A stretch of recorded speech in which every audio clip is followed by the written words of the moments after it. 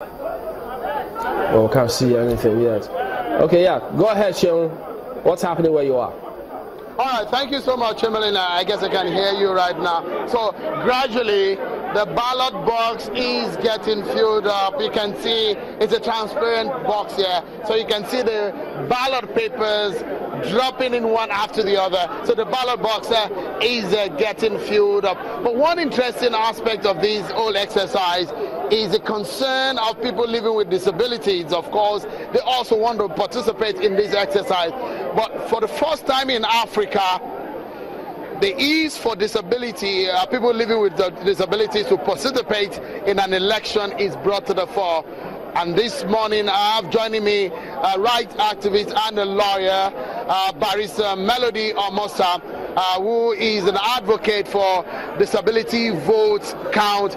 He joins us right here on Sunrise this morning. Barrister Melody, thank you so much for joining us this morning. Thank you. Good morning. All right. You say that you are working to make sure that people living with disability are able to vote. What is these all about? Well, this is a project co-sponsored by a campaign Citizens with Disabilities with Inclusive Friends Association with technical support from National Democratic Institute.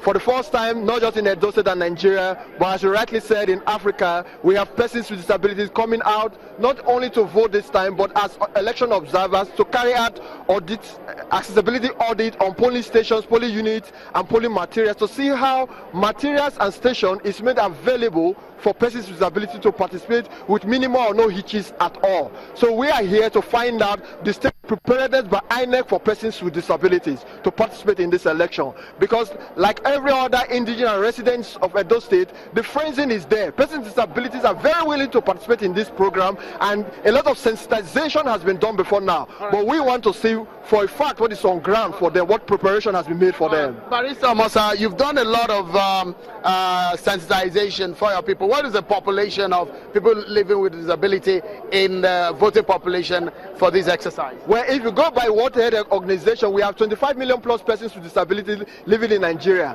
and Edo State have its own fair share based on the population ratio. The voting population cannot be less than those registered as we have it in general election, less than 30 to 70% of persons with disability in this country. So we will be looking at well over 10-15 million Nigerians, and just having its own chunk of that population who are willing to cast their votes today. All right. So so far, before I allow you to go, so far from your observation, is everything in place? Is everything in place? Is it going according to how you envisage? And based on your assessment, what can you say? Well, the preliminary report from the 18 local government area as we have it now, because we have them all over the local government areas in Edo State doing this accessibility check with a prepared checklist based on the training to find out. Preliminary report shows that in some areas, and rather in most areas, the terrain is not accessible to persons with disabilities. We are talking about people on wheelchair, people that use clutches, those of the hearing impaired community, and the visually challenged persons. Materials are not embraced from what we can see, what we have observed thus far. I will not want to conclude on that until the report comes in finally today. We will analyze it and make a statement on that. The situation is not being explained via sign language interpreters to the hearing impaired, and we have elections taking place in public buildings that do not have ramps and ways for persons on wheelchair to access. All right. Generally, if you assess this exercise so far, do you think that is going on fairly and peacefully? Very peaceful. For now, very peaceful. And we hope that it ends this way. We want to see a conclusive election in the Edo State, and for that, an inclusive election where persons with disability are actually mainstream in terms of right from the concept, formulation and execution of the process. All right. Again, if you look at the distribution of materials, arrival of officials, security operatives, how would you assess it? I think it's okay. It's okay. My mandate really is to access the accessibility of these units to persons with disabilities. All right.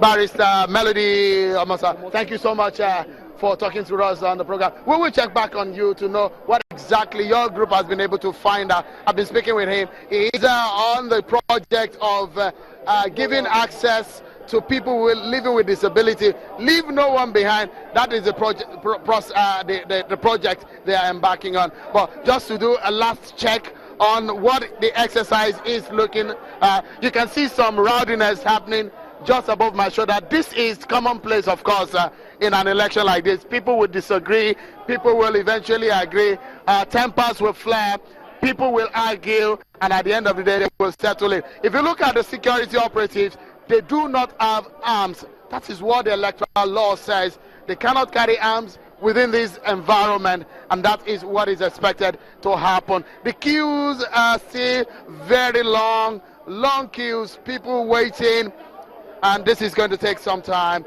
But the weather has been very clement, and we hope that as the day goes and the event moves on, we will be able to see much more intensified participation from voters. From what we have noticed so far, it's been a very, very interesting participation of voters, and you can say the turnout has been very impressive here at Agbado Primary School in St. James Anglican Primary School in Akpakpava in Benin City. Chamberlain. All right, and thank you, Seun. So we'll just keep tabs on that and see how it progresses for the rest of the day.